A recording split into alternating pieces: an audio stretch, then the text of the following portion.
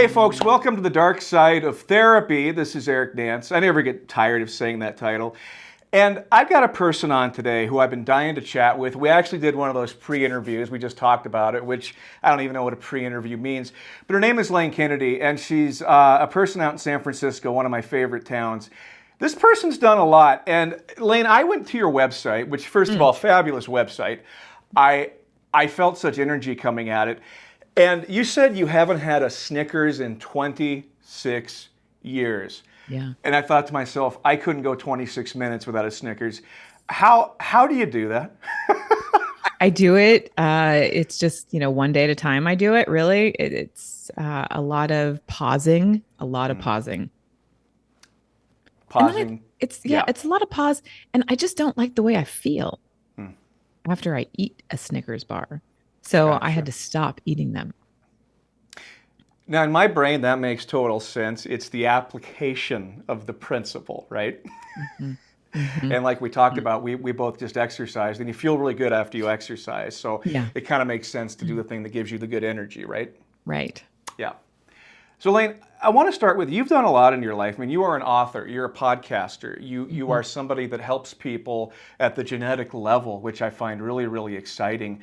Do you have something you do that kind of is your favorite, or do they all kind of exist in that same space for you? Yeah, I think mindfulness and the DNA are my two places I like to hang out. Okay. I love teaching meditation. Like I'm a mindfulness and meditation teacher. So I love my classes. I have a bunch of classes that I do. I love interacting with my students and exploring meditation and mindfulness with them. Uh, so I think those are my two lanes, so to speak. Let's talk about mindfulness because everybody has a different definition. And just to kind of pick on you, Lane, what is your definition of mindfulness? Being in the present moment, Okay. suspending my judgment. It's Yeah. hard to do that, though, isn't it? Oh my God, are you kidding me? This is where the practice comes into play. I feel like everybody, in pandemic, they're like, oh, I'm going to become a mindfulness teacher. I'm going to start meditating. I'm going to start doing this. But, Yeah.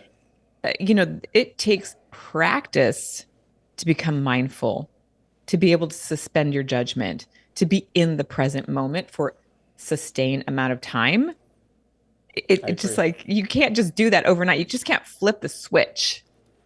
So I think there's a misconception around, oh, I'm going to be mindful now, or I'm going to live this way. It's like, good luck with that. I mean, thank God people are moving towards this because we all need to be more mindful, but it does take a lot of practice, I find.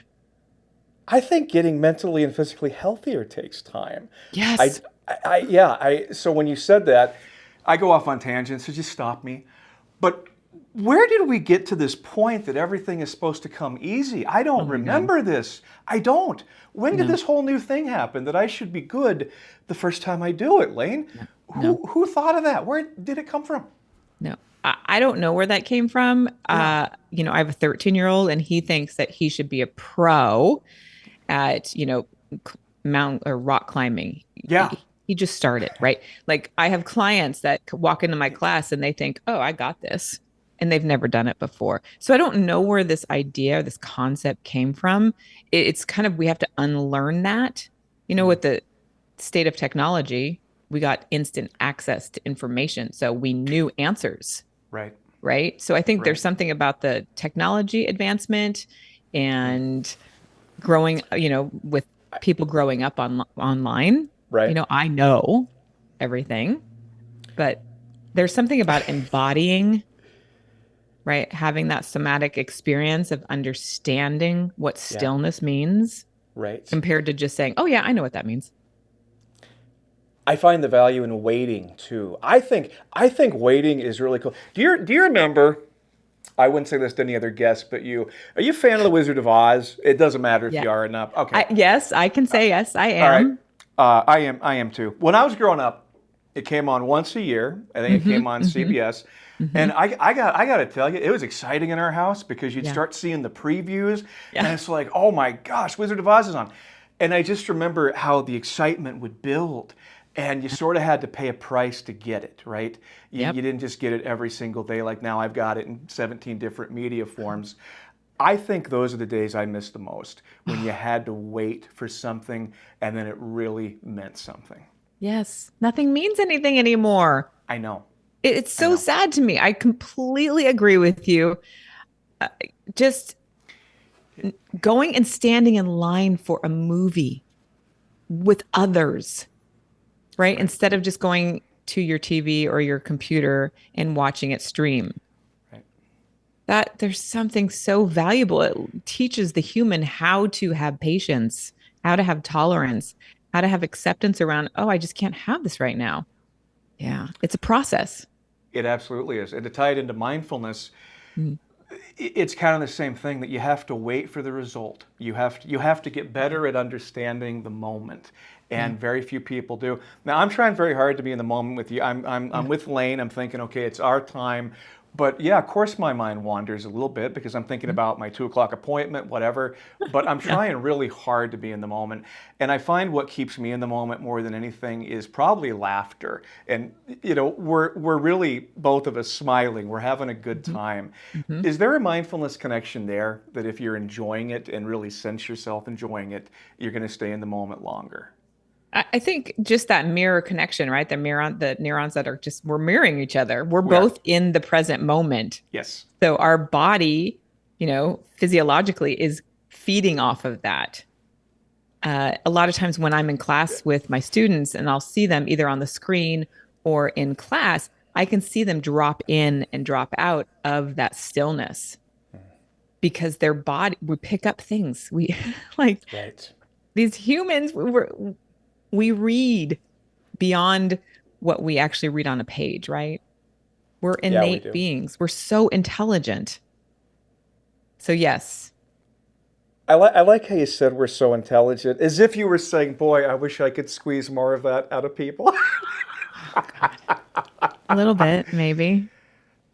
I don't know if intelligence is as revered as it used to be. I honestly think there used to be such an integrity in knowing stuff and having knowledge, and I don't know if it's the same way. I still value it, and I certainly value the present. But I'm beginning to realize, Lane, this will be one of our themes today too. What I value is not necessarily what other people value, and Hmm. I'm sure you've gone through the same thing. Like, I Hmm. think everybody should be good at mindfulness. I think everybody should slow down. I Hmm. love that you refer to yourself as a calm maker. Hmm. What Hmm. an awesome phrase. Never heard that before. Um, but we don't all value things the same way. And some No, people just do not value slow.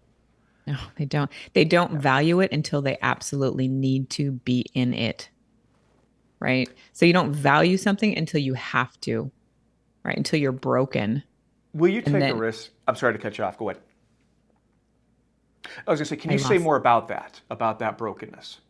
Well, I feel like people are just on autopilot these days, right? We have this hive mind of technology. We're constant go, go, go, go, go, go, go, go, go.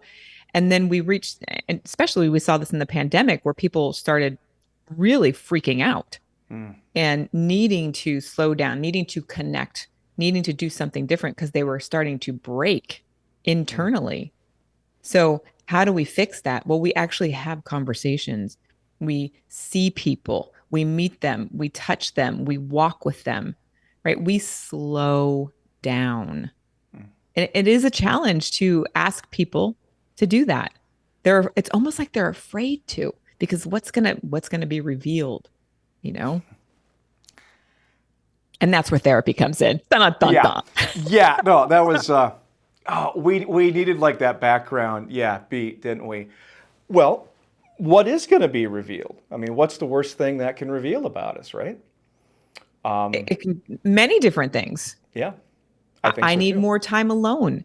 I need to eat healthier. I need to go on more walks with the dog. I need to see my family more. I need to travel. Like, we don't know what's going to be underneath there because we're so busy being active. But when we slow down, we can actually hear like the whisper from the heart or that kind of yumminess that we dream about. Mm. And then we can make a different choice. I think people get so wrapped up in the day to day that they can't make the choice because they're wrapped up in the checklist of I have to do. Right. to your point about making a calmer life, because Mm. yeah, I think, and I've only recently begun learning this in my 47 years. I think we keep checklists. We totally do, and I need to make sure that I've done enough today. It's never about the quality, Lane. It's about the did I do enough today to kind of earn my place in the world. Yep. And I see my clients do it. Oh, do I get on them? I yell at them. I'm mean, and then I do the same thing. Mm. I do the same thing. And it's a hard pattern to break. But I had a guest on, Rachel Goldsmith, a couple months ago, and she, I forgot the name of her book, but it's all about spotting the success. I thought, what a great piece of terminology. Yeah. What if I do one successful thing a day? I thought that is so huge. It can be that simple, Yeah. Yeah. right? Like Yes. I start my students off with just take a breath. Just feel your breath. Notice it. Notice the difference between the inhale and the exhale. Just start there. One thing, one change. Like that one change can change your whole day, right? And it's, again, we overcomplicate it because we're humans and we think a lot. Yeah. But when we just make it simple, it is just look at your breath, start there, change one thing. I've heard, and I want Hmm. want you to tell me what you think about this, that Yeah. humans sort of have this innate need to make things more complicated. It's Yeah. like the event needs to be matched by an equally complex catalyst. Mhm. So it can't be simple. When I think you're exactly right, it is simple, but simple doesn't feel good. It feels good to me. I love when I figure stuff out. Oh, wow, this is great. But we don't like that. There has to be a complexity to the problem and the solution, doesn't there? Hmm. Yeah, Hmm. yeah, yeah. It would be really great if we taught in schools, like as kids were growing up, this idea of taking things slow, it can be simple, giving them permission to take that path.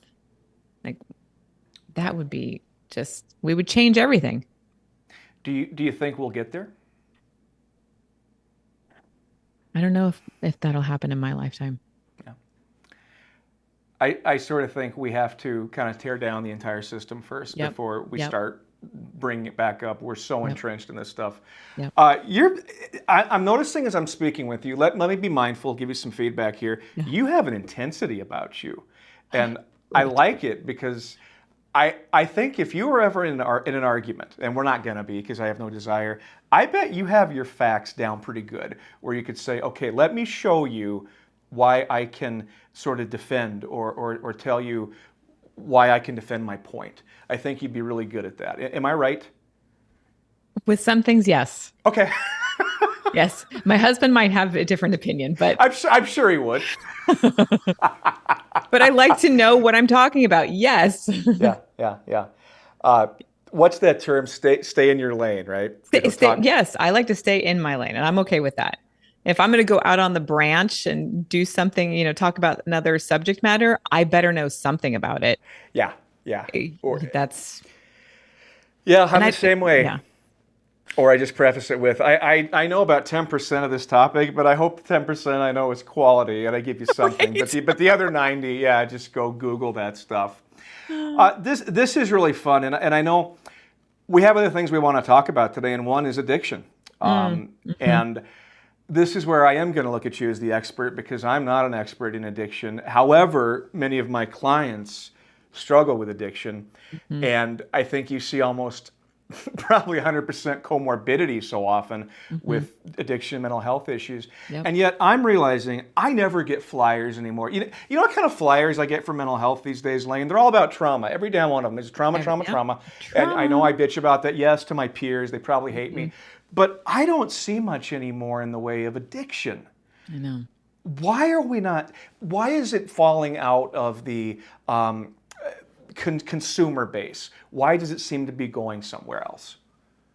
Such a great question. And I don't have an answer, but what I do have is an opinion. Okay, here we go. Yeah. So,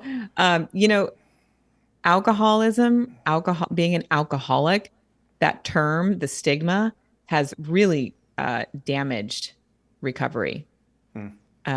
And so, substance use disorder has kind of bubbled up to the surface, and that's a more agreeable term. Right. But that's like, what does that mean? Substance use disorder. I don't even like, I can go around in circles with that. Uh, Right. but to get to your point, it's like, why aren't people talking about recovery with therapists anymore?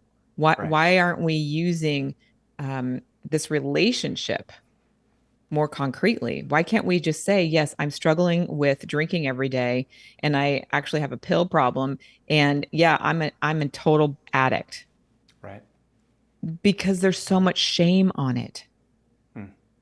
And people feel absolutely powerless, and they feel like there's no hope. And perhaps when they go to a therapist, their therapist says, here's the plan. It's ABC. This is it. Hmm. This is what you got. Okay. But now we live in such a time where there's so many options to find recovery, which is beautiful. Right. That's one thing that the pandemic did bring about, is that we can find recovery online now, which we didn't have, or we had just a teeny tiny bit of it, but now it's doors are wide open. That's huge. So amazing. Yeah. So if I'm hearing you right, maybe the shame and the way we've kind of demonized the Mhm. classification has kind of kept it out of the public sphere, so to speak. 100%, I think. Well, then Yeah. why is trauma okay? I don't get that. Why is it okay to talk about trauma? The worst shit you can possibly go through is fine. Mm-hmm. Yeah. Again, I don't have an answer. Yeah, But yeah, I from don't what I either. hear, trauma is tightly tied with addiction or substance use disorder. Yes, it is. They go circle round and round. You can't really have one without the other. Right. You just, I don't see it. I've never met anybody that is an alcoholic or somebody who suffers from uh, addiction not have trauma. Absolutely. Not one person. And I've Yeah. been in Yeah. recovery a long time. So it doesn't make sense. No, it doesn't. And I'm beginning to think, Lane, you tell me your thoughts on this, that because mental health and addiction work is a little bit different than the medical system work, because Hmm. you can't really see an addiction the same way you can see, say, cancer. I often teach this to my students. We can all kind of agree that what it is what it is. If we're four doctors in the same room, I would hope this is cancer, diabetes. With addictions and mental health work, we seem to have opinions. And I'm watching a dangerous trend here, which is we're going to pick and choose what's important. Yep. And I think that's where some of that shame comes from that we talked about earlier. Well, Yep. my disorder is not as maybe acceptable as that one, Yep. so I can't deal with it. And I hate that. And if I can help change that, and I know you want to do that, oh, Yep. God willing, I can, because I Hmm. don't like that. That is so unfair. I think that is a good point. And I like the way that you just mentioned that with, cancer, diabetes, we can see it. Hmm. With Yeah. addiction, it's so well hidden. You don't know. You don't know that, I'm going to say a dad or a mom is drinking and beating their kid, because they show up to work and they're on time and they're ready to go, Right. but they go home and they drink, and they're just a wreck. And then, Saturday comes and they're hungover and they can deal with, and they can pull themselves back together. And they don't reveal that to their doctor. And when the Hmm. doctor says, let's do some blood work, let's do some labs because you got something going on here. And the doctor says, so tell me about your drinking, John. And he says, oh, yeah, I have a beer or two here and there. Right. There's that. Right. I'm not telling the truth, even though the doctors, like, the red flags, the blood, the labs are all messed up. Right. So it is that idea of, like, we can't really see it. And when somebody starts talking about it out loud and recovering out loud, other people can then identify and say, "Oh, that person had a drinking problem. They Right. they had a pill problem. They were snorting cocaine like me. What?" Right. Then Right. there's an identification, and then it gives people permission to just say, "Oh, you know what, doc? I think I'm drinking too much." Then we can start seeing it. I just Yeah. this is like, it's a I know problem. it is, and I just watched your passion come out unabashed. There it was. Yeah. Why do you care so much about this?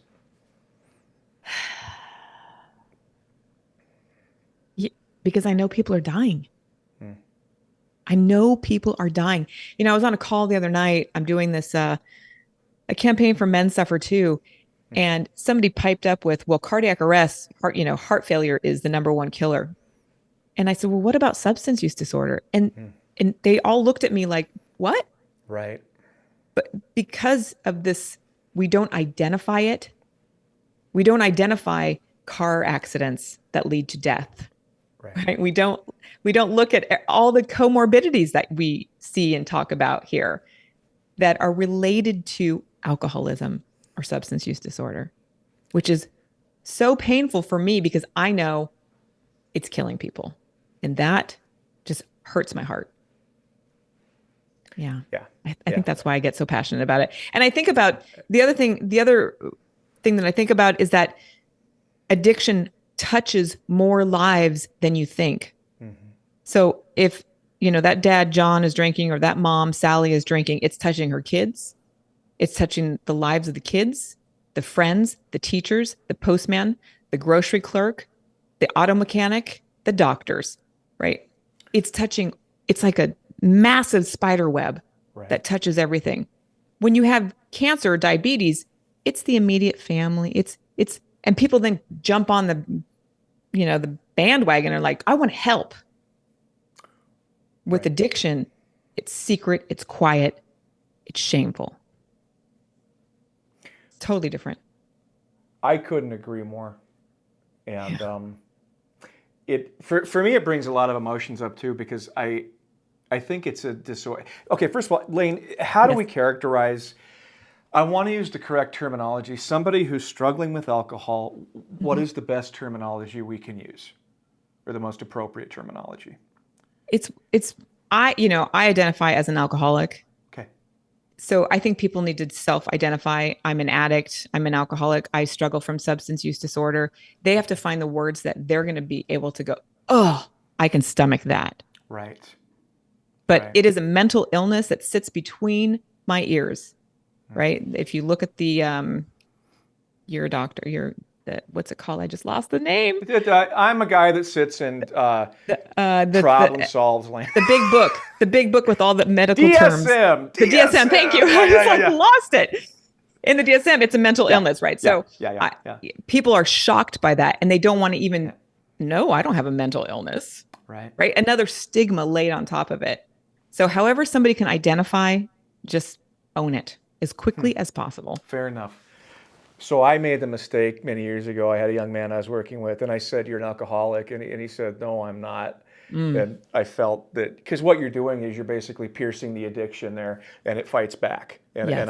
I said, "Eric, don't ever say that again." Yeah. God, I love that kid. I don't know how he's doing these days, but Mm, but because we're on the dark side, we should talk about something dark. So I'll share this with you. My mother, who I lost back in 2016, was an alcoholic. All mm, right. And I don't have your expertise, but I'll tell you one thing. I got to know the patterns yep. very well with my mom. And there's subtle little things.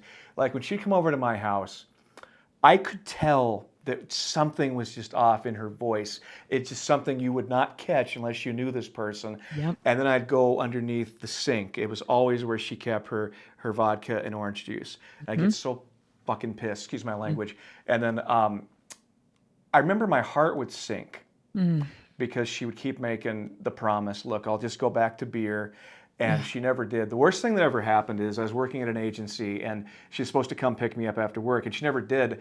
I had to call the boss and said, can I take a company car home? We live 25 miles away just because she didn't come and get me. And I walked in and she was on the floor and I thought she was dead. Yep. And that was the moment when I realized your mother really is an alcoholic and Yep. everything changes. Yep. And it wasn't funny to me after that. I don't find movies funny about addiction. I just don't find it funny because when you watch somebody that close, she ended up dying of an autoimmune disease. Alcohol would have killed her, guaranteed. She just couldn't do it. But again, But the how did she subtle, get the yeah. autoimmune disease? Well, according to her doctor, it was completely random. It wasn't related. It was a skin disorder that created all these horrible lesions. I mean, it was the most god awful thing you'd ever seen. And I think she just kind of gave up. She didn't want to deal with that. and even the alcohol couldn't quell that. Yeah. So from what the doctor told me, it was coincidental. So, Yeah. so back up, right? Yes, please. So alcoholics, alcohol, putting that kind of alcohol into the body, Yep. the biochemistry starts to break down, right? So I don't know, did she stop drinking and then she got the autoimmune disorder? No, she drank. When it finally got diagnosed, she only lived 3 more months after that. But Yeah. so when she eventually got put in the hospital the last 3 weeks, she wasn't drinking. But up until that point, she Yeah. was. Yeah. So Yeah. from my perspective, right, seeing this, just knowing biochemistry of the body, when you're putting that amount, the body just starts to shut down. Yeah. The folate cycle can't operate anymore. It starts to change the genes, how they're being turned on or turned off. And autoimmune conditions come into play.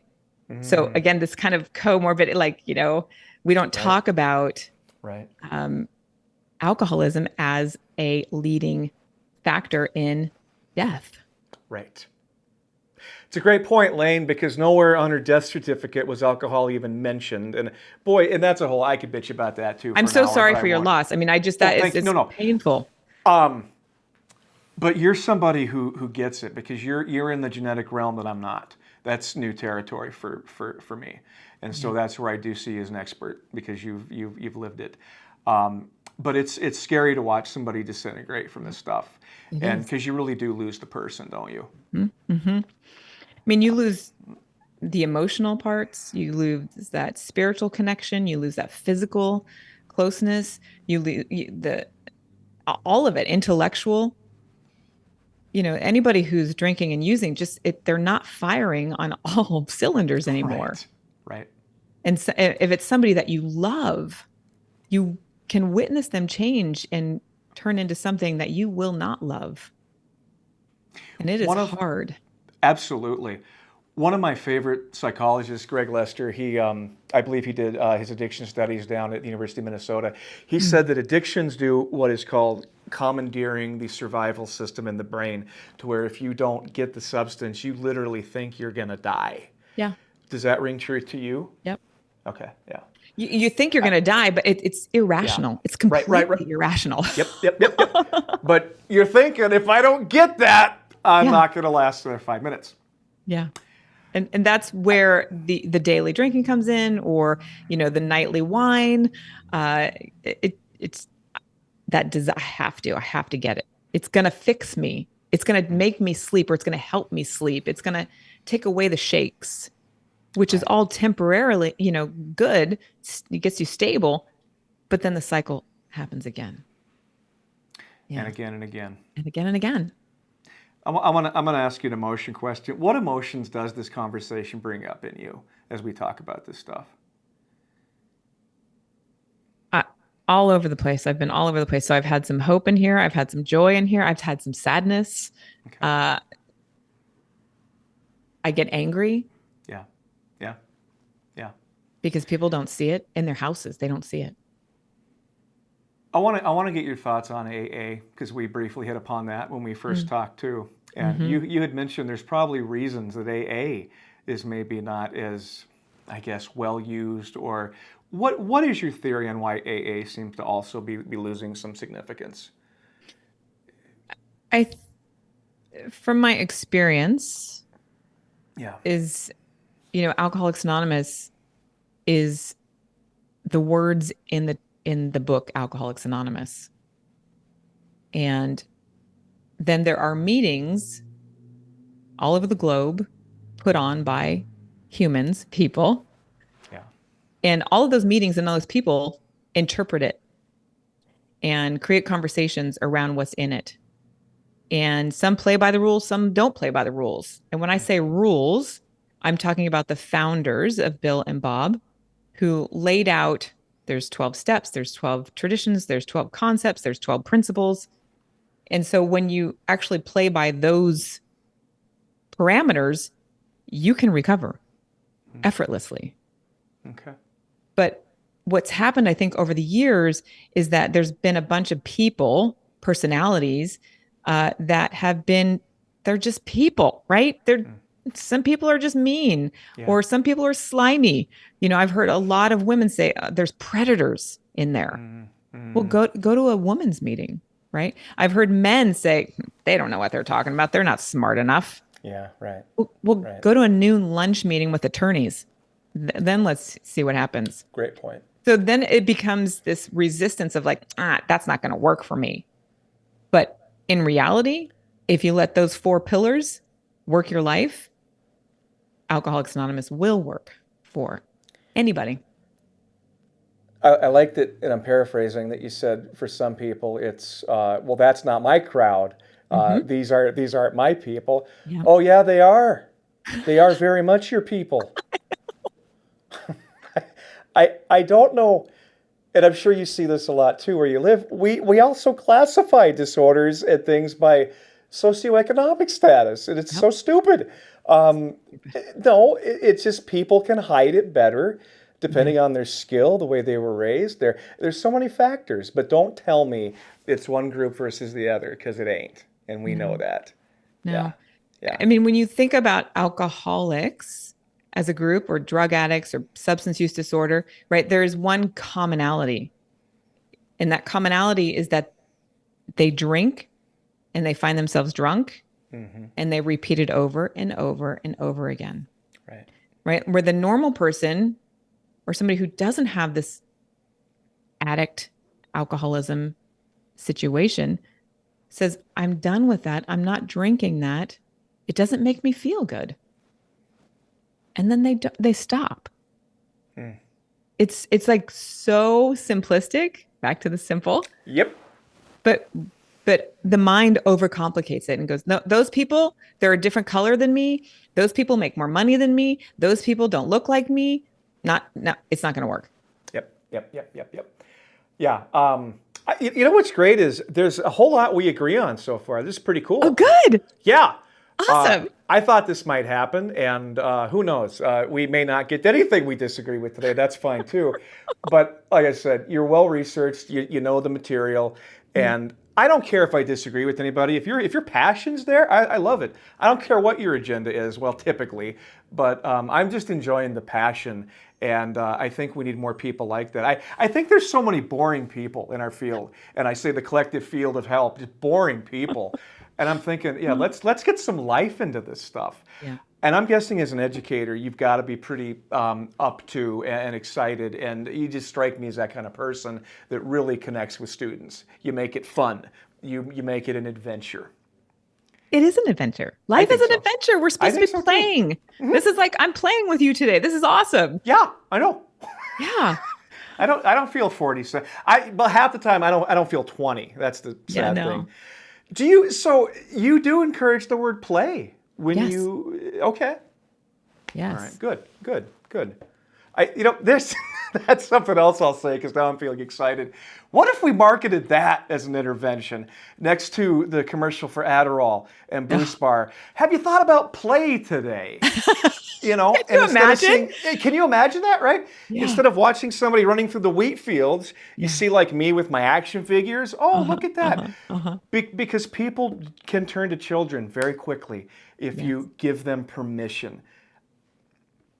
It's all about that. What's your action figure? Who would you be? If I was an action figure, I would be the Predator, the original. Oh man, okay. Can you imagine that? That'd be awesome. You'd have first of all, you have awesome blades on your hands. That's cool. You have thermal vision all the time. Oh, that's good. It would be good. And you can literally beat Schwarzenegger down, which he did until Schwarzenegger outsmarted him. I'm going to ask you the same question. What would you be if you were a toy or a figure? Oh my God. You know what just pops in my head? And this is so wild. Woody from the Toy Story. Great choice. Okay. I don't even know why that came up. But boom, that's what came to me.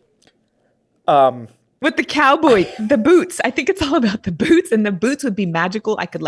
They could shoot off my feet. I could do cartwheels. I could land on people's heads because I'm super light. And you are a leader amongst the toys because they're all looking to you to figure that out. Well, Buzz too, but I think he's a little less credible.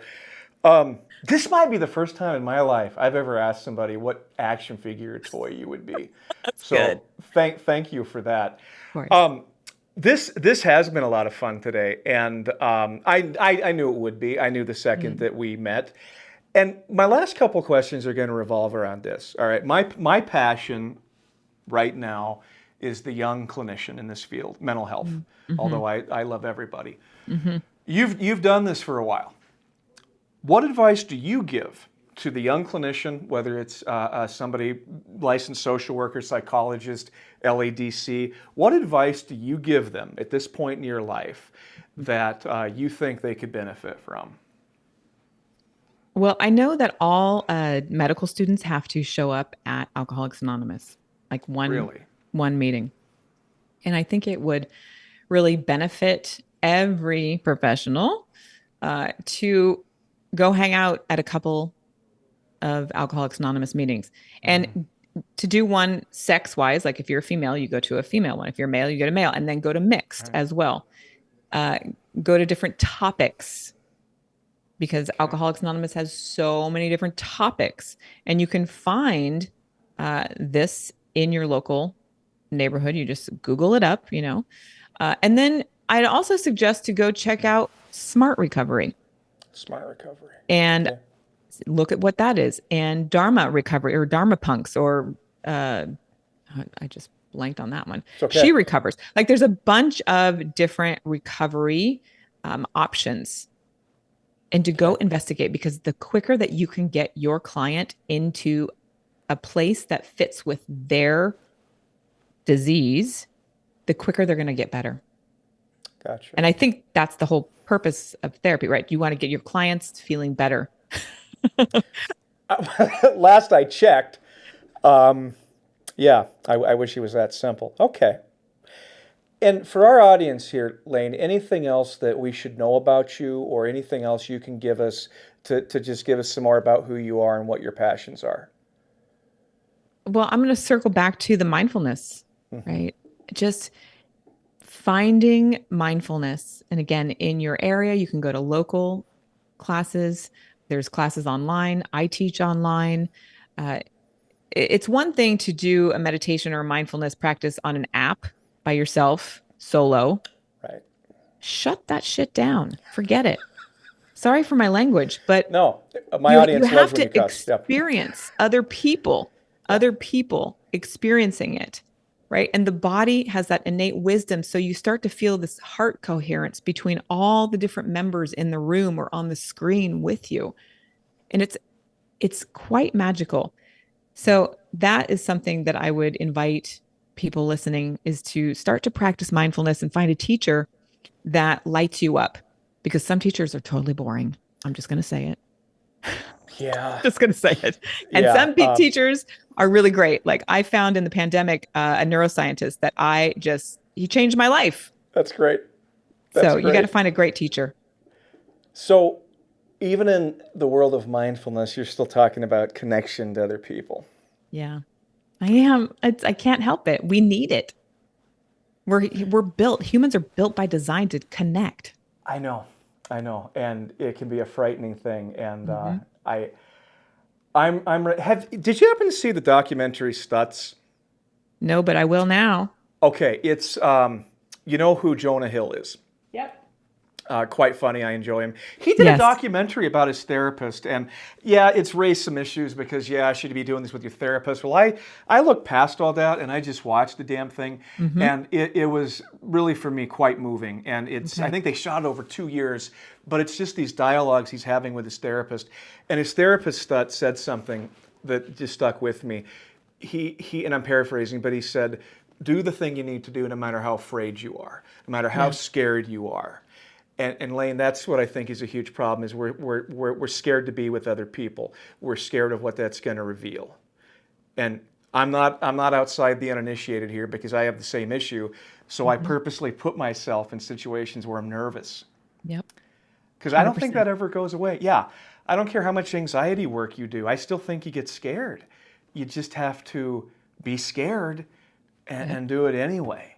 And walk through it. And walk through it.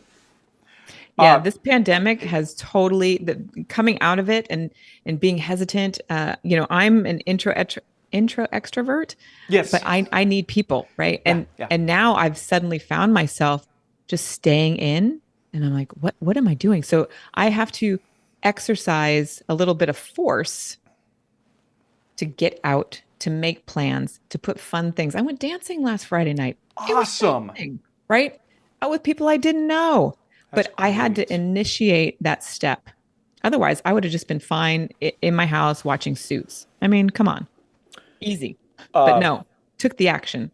I think that's, and what a great city to go dancing in. Yeah, it was fun. This has been nothing short of delightful, and I think what I appreciate most is the honesty. You know, we don't know each other very well, but I feel like we know each other a lot better today. And you came on and were yourself, and I really appreciate that, because that again shows me that you're not afraid to take a risk, and I just so applaud you for that. Thank you, Eric. It's You're welcome. we need to take risk, and thank you for having me on the show and for shining the light on, addiction and mindfulness. It's really Absolutely. important to me. Thanks for having me. You are welcome, Lane. I hope we can do it again. Yeah.